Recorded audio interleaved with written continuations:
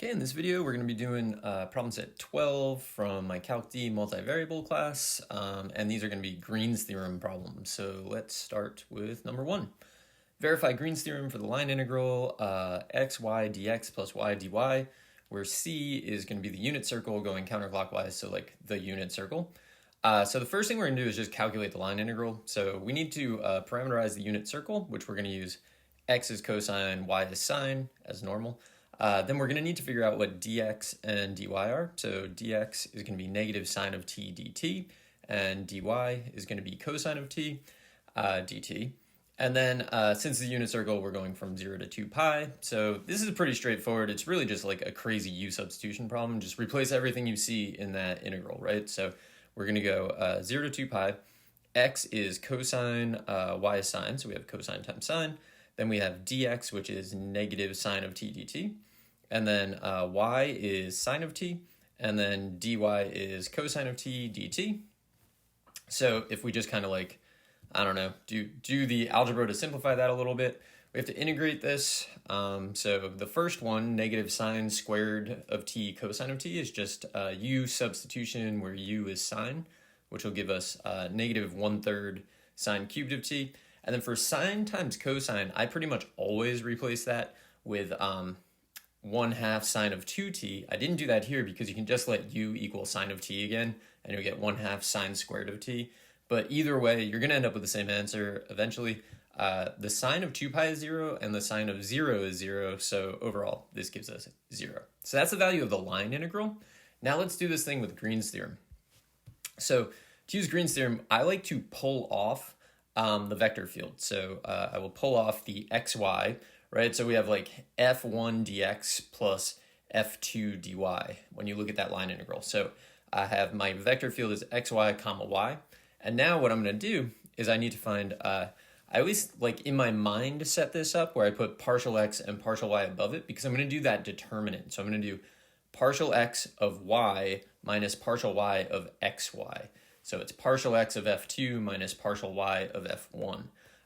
So to set that up, we're going to go the double integral over like the entire domain, like the region specified by that unit circle, of partial x of y minus partial y of xy, and then dA, and we're going to figure that out.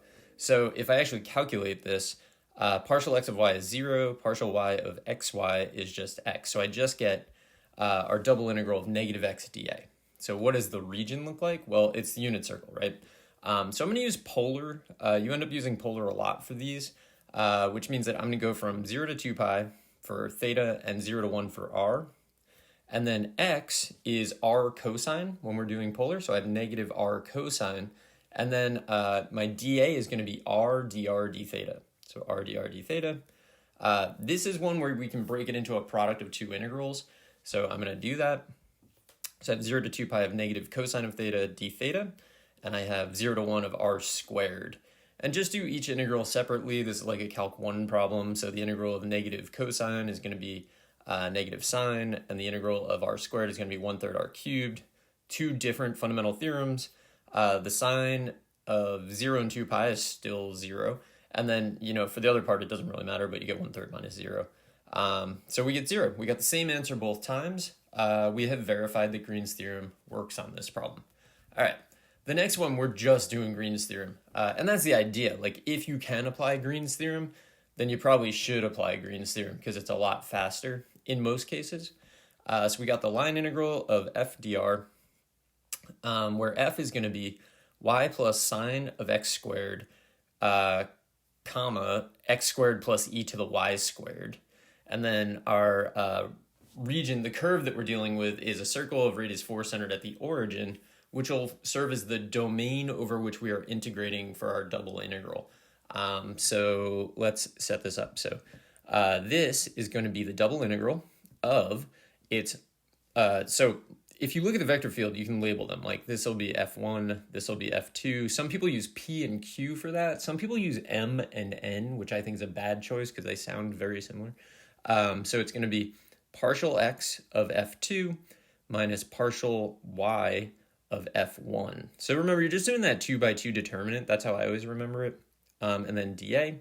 Now we need to know what we're integrating over. So this is our circle. Again, I think polar is going to be the best choice. Let's simplify the integrand of our double integral first. So we would substitute in partial x of f2 is 2x, and then partial y of f1 is just 1. So we're going to get the double integral over this domain of 2x minus 1. Okay, and then still dA. Again, I'm going to use polar because we have a circle, right? So we're going to go 0 to 2 pi. We're going to go 0 to 1. That's d theta and then dr, right? Like theta's on the outside, r's on the inside. X is going to be r cosine, so we'll have 2r cosine and then minus 1. And then dA is r dr d theta. So we have this. This one you cannot break apart. So what I'm going to do is I'm going to distribute the r and also simultaneously integrate. So I get 2r squared, and then cosine doesn't really matter because it's a function of theta, so that'll give me 2/3 r cubed. So we're going 0 to 2 pi. We got 2/3 r cubed, and then we'll integrate r as well to get 1/2 r squared. And then r is going from 0 to 4. I always like to say what that inner variable is so that I don't plug in for the wrong thing. And then, so we substitute in, that's going to clean up to just this. And now we have to integrate this. So the integral of cosine is sine, and then the integral of 8 is just going to be 8 theta. So we'll get 128 over 3 sine of theta, and then minus 8 theta from 0 to 2 pi. Plug in the sine of 0 and 2 pi is still 0, so nothing's really happening there, and we get negative 8 times 2 pi, and then minus negative 8 times 0. So we just get negative 16 pi. All right, I'm going to stop this video here, come back in the next one, do the rest of this problem set.